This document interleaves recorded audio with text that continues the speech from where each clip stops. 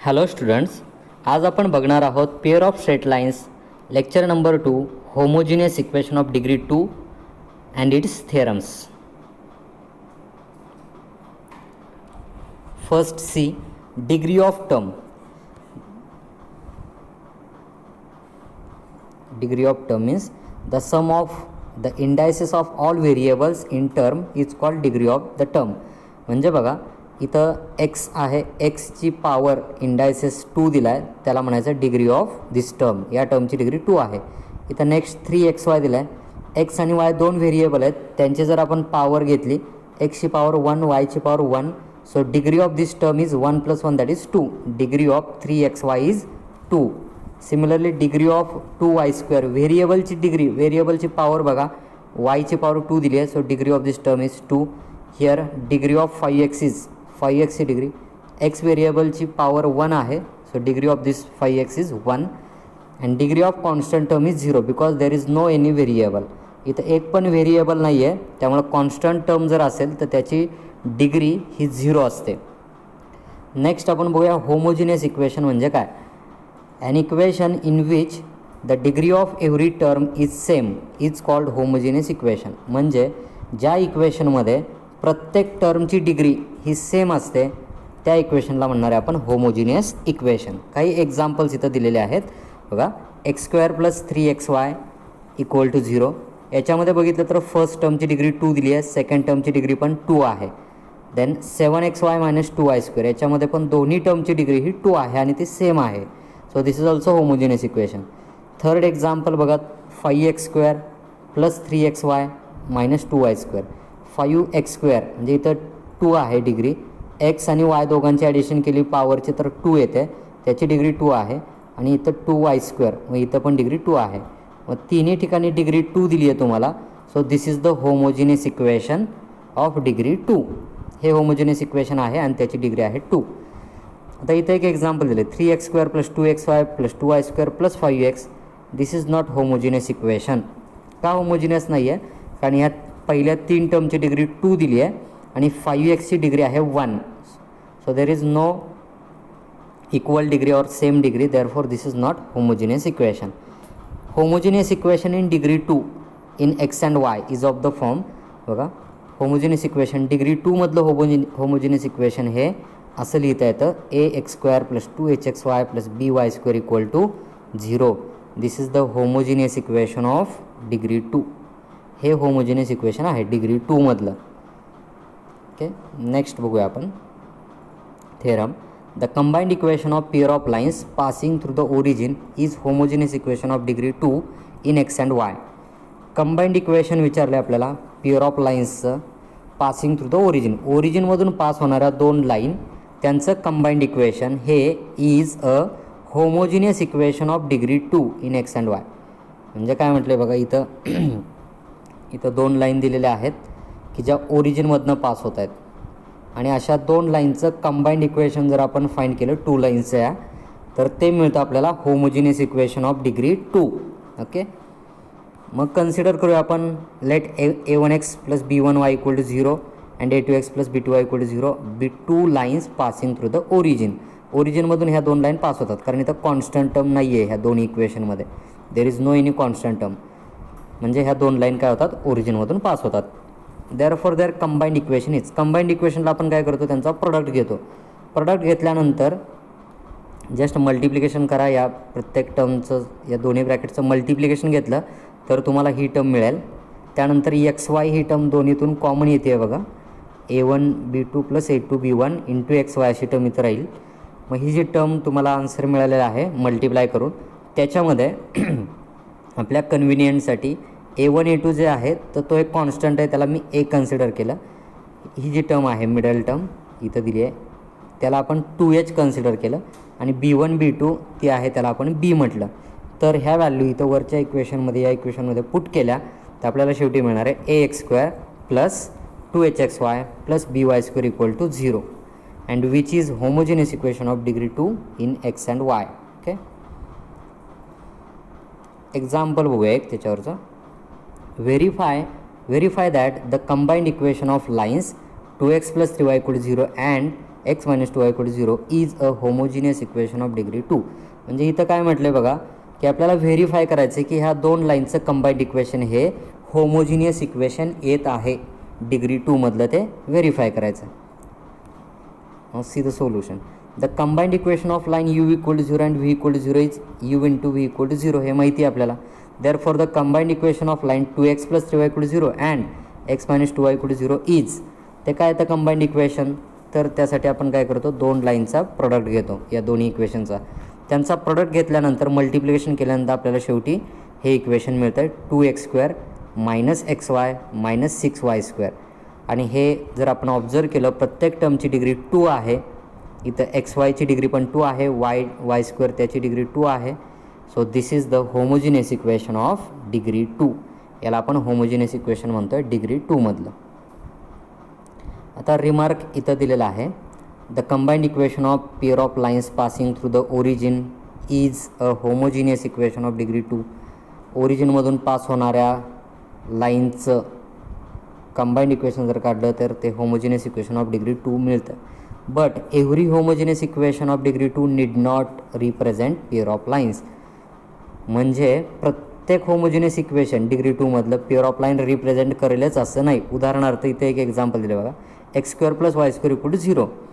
हे इक्वेशन आहे homogeneous equation आहे डिग्री 2मधलं, पण हे सर्कलचं इक्वेशन आहे. याच्यापासून आपल्याला एक सर्कल मिळतो. So this equation does not represent pair of lines. Okay. त्याच्यामुळं मग आता इथं प्रश्न आहे की how to test whether given homogeneous equation of degree 2 represent a pair of lines or not.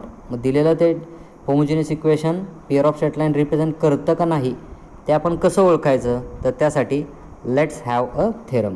पुढचा थेरम त्यासाठी दिलेला आहे बघा. Homogeneous theorem number 3. This is very important theorem. Homogeneous equation of degree 2 in x and y. Homogeneous equation of degree 2 in x and y. ते equation घेतलं आहे ax² plus 2hxy plus by² equal to 0 represents. हे equation represent करतं आहे. काय represent करतं आहे, a pair of lines passing through the origin. हे equation pair of lines passing through origin represent करतं. कधी, if h² minus ab greater than or equal to 0. ही कंडिशन सॅटिस्फाय झाली त्यावेळी आपण म्हणतो की हे दिलेले होमोजिनियस इक्वेशन हे pair of straight line passing through origin represent करतो. ठीक आहे. मग याचं प्रूफ बघूया आपण. Consider the homogeneous equation of degree 2. हे होमोजिनियस इक्वेशन आपण कन्सिडर करूया डिग्री 2मधलं. ते आपल्याला माहीतच आहे ax² plus 2hxy plus by² equal to 0. आधीच वरती आपण बघितलं आहे की हे सेकंड डिग्रीमधलं होमोजिनियस इक्वेशन आहे. In this equation at least one of the coefficient a, b और h is a non zero. म्हणजे वरील इक्वेशनमध्ये जे आपल्याला कोइफिशियंट दिलेत a आहे, h आहे, b आहे, त्यापैकी at least one of coefficient is a non zero पाहिजे. मग जर सगळेच झिरो झाले तर काय होईल, हे सगळे ई साईड झिरो होईल आणि मग हे सेकंड डिग्री इक्वेशन होणार नाही. म्हणून कमीत कमी ह्या तिघांपैकी ए, बी आणि एच पैकी at least one of coefficient is non zero पाहिजे. मग आता मी इथं कन्सिडर करतो 2 केसेस. त्यातली फर्स्ट केस, समजा जर बी झिरो असेल त्याच्यामध्ये इक्वेशन 1मध्ये समजा बी झिरो असेल असं मी कन्सिडर करतो. समजा ही एक टर्म झिरो आहे. मग बी जर झिरो झाला तर इक्वेशन 1 बिकम्स, तर इक्वेशन 1मध्ये काय होईल, ही जी टर्म आहे लास्टची ती झिरो होईल. मग इथं मिळेल ax² plus 2hxy equal to 0 अशी टर्म तुम्हाला मिळेल. या इक्वेशनमधून x कॉमन काढता येईल. इथून x तुम्ही कॉमन घेतला तर ब्रॅकेटमध्ये राहील ax plus 2hy equal to 0 which is the combined equation of lines x equal to 0 and ax plus 2hy equal to 0. हे कंबाइंड इक्वेशन आहे. कुणाचं, तर दोन लाईनचं कंबाइंड इक्वेशन आहे. आणि जर तुम्ही ह्या दोन लाईन ऑब्झर्व केल्या x इक्वल टू 0 आणि ax plus 2hy equal to 0, तर या दोन्ही लाईनच्या इक्वेशनमध्ये कॉन्स्टंट टर्म नाही. आणि जर कॉन्स्टंट टर्म नसेल इक्वेशनमध्ये तर त्या लाईन ह्या ओरिजिनमधून पास होतात. त्या लाईन ओरिजिनमधून पास होतात. ओके, जर कॉन्स्टंट टर्म नसेल तर. म्हणून आपण असं म्हणू शकतो की we observe that these lines pass through the origin. या दोन्ही पण लाईन काय करतात, ओरिजिनमधून पास होतात. केस सेकंड बघूया आपण. इफ, आता पहिल्या केसमध्ये बघितलं आपण बी जर 0 असेल तर. सेकंड केसमध्ये घेऊया बी इज नॉट इक्वल टू 0. मग बी 0 नाही आहे, बी हा एक नॉन झिरो नंबर आहे. मग आपण काय करू शकतो, then we multiply equation 1 by b. 1 जे इक्वेशन दिलेलं आहे त्याला बीनं मल्टिप्लाय करा. मग ए एक्स स्क्वेअर होता तिथं झाला a b x square plus 2h b x y, इथं बीनं मल्टिप्लाय केलं. आणि बी वाय स्क्वेअर होता तिथं बीनं मल्टिप्लाय केल्यामुळे झालं बी स्क्वेअर वाय स्क्वेअर. बीनं इक्वेशन 1ला मल्टिप्लाय केलं. इक्वेशन 1 आपल्याला या ठिकाणी दिलेलं आहे. इथं या इक्वेशनला बीनं मल्टिप्लाय करायचं आहे. ओके, मग बीनं मल्टिप्लाय केल्यानंतर आपल्याला ही टर्म मिळणार आहे. मग आता काही ॲडजस्टमेंट करायचे आहेत. मग काय केलं बघा, इथं जे ए बी एक्स स्क्वेअर ही टर्म आहे तर ती आपण राईट साईडला घेतली. इकडं पॉझिटिव्ह होती, इकडे गेली तर राईट साईडला ते निगेटिव्ह झालेली आहे, minus a b x square. आणि बघा इथं बी स्क्वेअर वाय स्क्वेअर आहे, तो मी आधी लिहिला. नंतर हा 2h बी एक्स वाय, आणि ही टर्म काय केली आपण राईट साईडला घेतली, ती निगेटिव्ह झाली. आता लेफ्ट साईड जी दिलेली आहे L H S left hand side, तर ती कंप्लीट स्क्वेअर करण्यासाठी to make L H S complete square we add h s square x square. मग लेफ्ट साईडला h s square x square add का करायचं, तर बघा आता समजा मी उदाहरण देतो तुम्हाला. समजा मी इथं ए स्क्वेअर घेतला आहे प्लस 2ab घेतला आहे, तर इथं तिसरी टर्म काय असली पाहिजे हे तुम्हाला लक्षात आलं पाहिजे. मग आपल्याकडं फॉर्म्युला आहे a square plus twice ab twice first term into second term. मग सेकंड टर्म काय येतं बी, मग इथं असला पाहिजे बी स्क्वेअर. त्यावेळी आपण हे लिहू शकतो ए प्लस बी ब्रॅकेट स्क्वेअर लिहिता येईल आपल्याला. ओके, मग तसं ह्या इक्वेशनमध्ये लेफ्ट हँड साईडला कुठली टर्म ॲड केली म्हणजे लेफ्ट हँड साईड ही कंप्लीट स्क्वेअर होईल. आता इथं बघा फर्स्ट टर्म दिली आहे बी स्क्वेअर वाय स्क्वेअर, म्हणजे बी वायचा स्क्वेअर दिला आहे. ओके, आणि मध्ये दिलं आहे 2 टाइम्स बी आहे वाय आहे, तसंच एच एक्स पण आहे. मग इथं जसं आपण बीच्या स्क्वेअरनं ॲड करायला लागलं तसं इथं एच एक्स दिला आहे, त्या एच एक्सच्या स्क्वेअरनं ॲड करायला लागेल. इथं एच आणि एक्स, बी वाय ही फर्स्ट टर्म आहे बी वाय, मग एच एक्स राहतो आहे म्हणून add h s square x square on both side to make complete square. दोन्ही बाजूला h s square x square आपण काय केला ॲड केला. मग या इक्वेशनमध्ये जर ॲड केला दोन्ही बाजूला h s square x square, तर हे इक्वेशन कसं मिळतं आहे बघा, b square y square plus 2h ही टर्म आहे अशीच. इथं प्लस केला h s square x square, आणि इकडं पण ॲड केला, मी ती आधी लिहिली टर्म आणि निगेटिव्ह टर्म नंतर लिहिली.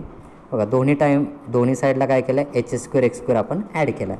आता लेफ्ट हँड साईड जी आहे तर तिथं काय होतं आहे, तर ही side b y plus h x ब्रॅकेटचा स्क्वेअर होती आहे. ठीक आहे, आणि राईट साईडमधून एक्स स्क्वेअर ही टर्म कॉमन येईल. मग एक्स स्क्वेअर जर कॉमन काढला तर राहील h s square minus a b into x square. Okay, अशी टर्म राहील. मग आता हे जे h square minus a b आहे ते मी रूटमध्ये घेतलं आणि त्या ब्रॅकेटचा स्क्वेअर केला. रूट म्हणजे जसं की 3 तुम्ही असंही लिहू शकता, रूट 3 आणि ब्रॅकेट स्क्वेअर असंही लिहू शकता. ओके, तसं मी या ठिकाणी घेतलेलं आहे. रूटमध्ये घेतलं h square minus a b त्याचा स्क्वेअर इंटू एक्स स्क्वेअर. आणि इथं एक कंडिशन आहे as h square minus a b greater than or equal to 0, म्हणजे h square minus a b हे लेस दॅन 0 नको. लेस दॅन 0 म्हणजे काय, तर निगेटिव्ह नको, मायनस नको ते, म्हणून greater than or equal to 0 पाहिजे, कारण रूटमध्ये आहे ती टर्म म्हणून निगेटिव्ह चालत नाही. नंतर मग नेक्स्ट स्टेपला काय केलं बघा, ही जी टर्म आहे राईट साईडची ती जर लेफ्ट साईडला घेतली तर ती निगेटिव्ह होणार आहे मायनस. ती same term as it is काय केली आपण लेफ्ट साईडला घेतली आणि ते निगेटिव्ह झाली. आणि दोन्हींचा जो स्क्वेअर आहे एक्स स्क्वेअरचा आणि त्या ब्रॅकेट स्क्वेअर ते एका ब्रॅकेटमध्ये टाकला आपण आणि पूर्ण ब्रॅकेटचा स्क्वेअर केला. ओके, त्यानंतर आता मला काय करायचं बघा, इथं आपल्याला आता इथं बघा ह्या ब्रॅकेटचा स्क्वेअर आहे मायनस या ब्रॅकेटचा स्क्वेअर आहे. ओके, मग आपल्याला इथं आता ए स्क्वेअर मायनस बी स्क्वेअरचा फॉर्म्युला वापरायचा आहे. A square minus B स्क्वेअरचा formula काय आहे, ए मायनस बी किंवा ए प्लस बी इंटू ए मायनस बी असा फॉर्म्युला आपल्याला काय करायचं आहे आता यूज करायचा आहे. याला ए म्हणा आणि याला बी म्हणा. मग काय होईल, ए प्लस बी एका ब्रॅकेटला आणि ए मायनस बी दुसऱ्या ब्रॅकेटला लिहायचं आहे. ओके, मग त्या फॉर्म्युल्याप्रमाणे बघा इथं हे याला ए म्हटलं आहे, ए प्लस हे बी आहे, हे बी ए प्लस बी आणि इंटू दुसऱ्या ब्रॅकेटमध्ये हे ए तुमचा पहिला ए मध्ये मायनस आणि बी टर्म म्हणजे ते दुसरी टर्म, म्हणजे एका ठिकाणी प्लस घेतलं एका ठिकाणी मायनस घेतलं, म्हणजे ए प्लस बी आणि इंटू ए मायनस बी सारखा हा फॉर्म्युला आपण इथं ॲप्लाय केला. ओके. त्यानंतर नेक्स्ट स्टेपला या दोन टर्ममधून एक्स कॉमन येतो आहे, तो एक्स कॉमन काढला इथं बाहेर. तसंच इकडं पण या दोन टर्ममधून एक्स कॉमन येतो, तो एक्स बाहेर लिहिलेला आहे बघा. ओके. आणि मग आता जर आपण हे ऑब्झर्व केलं तर इथं मल्टिप्लिकेशन आहे. ओके. मग मल्टिप्लिकेशन समजा ए इंटू बी इक्वल टू जर 0 असेल तर याचा अर्थ आयदर ए इक्वल टू 0 और बी इक्वल टू 0 असतो, बरोबर. दोन्हीपैकी एक 0 असणार आहे. मग तसंच इथं मल्टिप्लिकेशन 0 आहे दोन ब्रॅकेटचं, म्हणजे एकतर फर्स्ट ब्रॅकेट 0 असेल इज इक्वल टू 0 किंवा second bracket is equal to 0 असेल. ओके. आता इथं बघितलं आपण, we observe that these lines pass through the origin. या लाईन ओरिजिनमधून पास होतात. ओके. देअर फॉर इक्वेशन ह्या ओरिजिनमधून का पास होतात, कारण या इक्वेशनमध्ये वाय हा व्हेरिएबल आहे, या टर्ममध्ये एक्स व्हेरिएबल आहे आणि ह्या पहिल्या इक्वेशनमध्ये कॉन्स्टंट टर्म नाही आहे. तसं दुसरं इक्वेशन बघितलं, वाय व्हेरिएबल आणि एक्स व्हेरिएबल आहे, कॉन्स्टंट टर्म दिलेली नाही. आणि कॉन्स्टंट टर्म जर नसेल तर ते इक्वेशन ओरिजिनमधून पास होतं. ओके. म्हणून आपण ऑब्झर्व करतो आहे की these lines pass through the origin. Therefore equation म्हणजे ही लाईन ओरिजिनमधनं पास होत आहेत आणि आपल्याला काय मिळाले, लाईनचे दोन इक्वेशन मिळाले, त्याला आपण पेअर ऑफ लाईन्स म्हणतो. म्हणून इथं म्हटलं आहे therefore equation ax² + 2hxy + by² = 0 represents a pair of lines passing through the origin if h² - ab is a greater than or equal to 0. Okay. तर नेक्स्ट बघा, काही रिमार्क्स इथं दिलेले आहेत, तर मी तुम्हाला एक मिनिट सांगतो. बघा,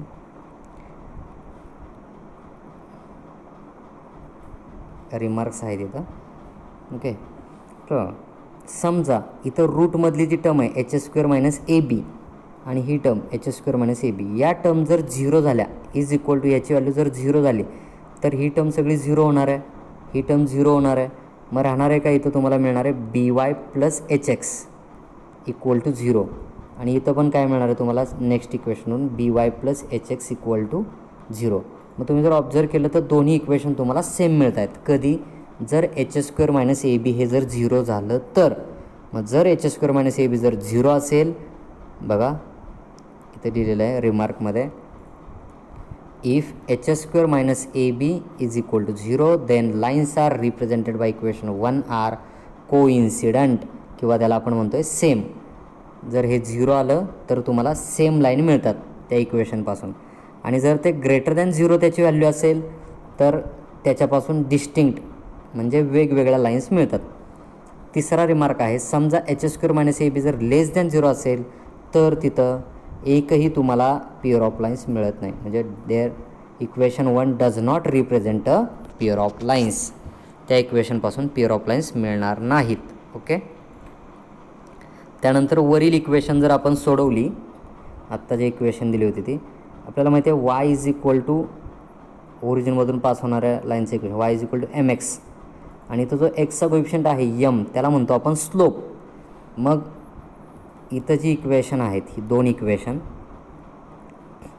इक्वेशन जर आपण y is equal to mx ह्या फॉर्मॅटमध्ये जर आणली, म्हणजे y एका बाजूला ठेवायचा आणि राहिलेल्या टर्म दुसऱ्या बाजूला घेतल्या, तर तुम्हाला इथं ह्या दोन्ही इक्वेशनवरून यमच्या दोन व्हॅल्यूज मिळतील. तुम्ही ते सिम्प्लिफाय केल्यानंतर तुमच्या लक्षात येईल की त्या यमच्या दोन व्हॅल्यू अशा असतील, m1 इक्वल टू ह्या दोन व्हॅल्यू -h -√h² - ab/b आणि m2 equal to -h plus √h² - ab/b अशा दोन व्हॅल्यूज तुम्हाला मिळतील. आणि जर ह्या m1 m2च्या दोन व्हॅल्यू मिळालेल्या आहेत, त्यांची जर तुम्ही ॲडिशन केली m1 + m2, तर तुम्हाला ॲडिशन केल्यानंतर काय होणार आहे बघा, हे मायनस आणि हे प्लस टर्म कॅन्सल होईल. मग तुम्हाला m1 + m2 मिळणार आहे -2h/b. आणि जर तुम्ही या दोन स्लोपचा m1 m2 हे जर दोन स्लोप आहेत त्यांचा जर प्रोडक्ट घेतला, प्रोडक्ट इज m1 × m2, तर तो प्रोडक्ट तुम्हाला मिळणार आहे a/b. तर हे दोन इक्वेशन पण इम्पॉर्टंट आहेत. Sum of slope is -2h/b and product of slope is a/b. Okay.